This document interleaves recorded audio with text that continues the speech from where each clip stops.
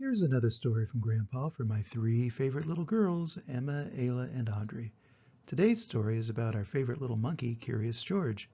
The Curious George stories have been around since before even I was a little boy, which was a very long time ago. Here's today's story, Curious George Goes Camping. Illustrated in the style of H.A. Rey by VPA Interactive. This is George. He was a good little monkey and always very curious. This weekend George and his friend, the man with the yellow hat, had special plans. They were going camping. At the campsite, the man with the yellow hat unpacked their gear while George looked at all the tents. He saw tents for big families and one just the right size for a puppy. There were even tents on wheels. "Would you like to help me put up our tent, George?" the man asked. George was happy to help. It would not be hard to set up a tent, he thought. But it wasn't easy. "George, why don't you fill our bucket with water at the pump?" his friend suggested. "We'll need it by our campfire later when we roast marshmallows." Marshmallows. George loved marshmallows. He couldn't wait to try them roasted. "Now don't wander off and get into trouble," the man warned. But George did not hear him. He was already gone. At the pump, George worked the handle up and down. Soon his bucket was full. On the way back down the trail, he saw a family packing up. George watched a girl pour her bucket of water on a campfire. The fire sizzled out. George thought that looked like fun. He poured his bucket of water on the next campfire. "Hey!" yelled a camper. "We weren't finished with that yet." The camper began to chase George, but George didn't mean to cause trouble. Now he only wanted to hide. He ran into the forest as fast as he could, but the camper's footsteps followed close behind. George ran faster and faster. The footsteps came closer and closer until suddenly they were passing George. Why, it was not the camper chasing George now. It was a deer. What fun to run with a deer! Forgetting all about the camper and the marshmallows, George ran after the deer. But a little monkey cannot run as fast as a deer in the woods. Before long, George was lost and all alone. He felt tired and stopped to rest. At first he was worried. He was very far from camp, but there were lots of other animals to keep him company. He saw a lizard sunning on a rock and a squirrel chattering in a tree. Then he saw the tail of a black and white kitty peeking out from under a bush. He was curious. Would the kitty like to play?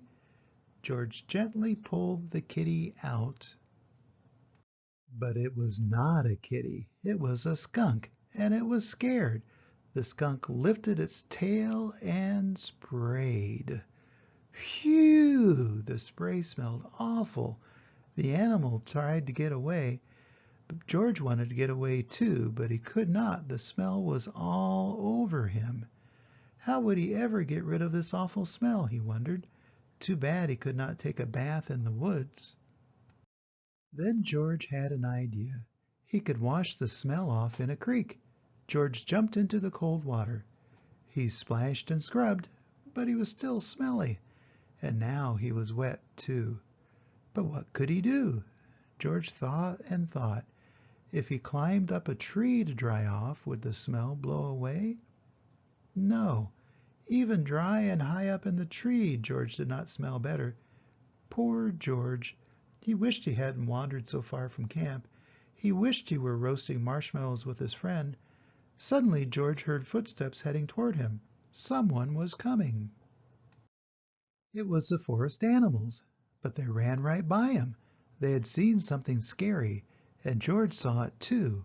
It was a fire. George had gotten into trouble for putting out one fire, but this fire wasn't in the campground. This was an emergency. Quickly, George climbed down the tree and grabbed his bucket. He scooped it full of water in the creek.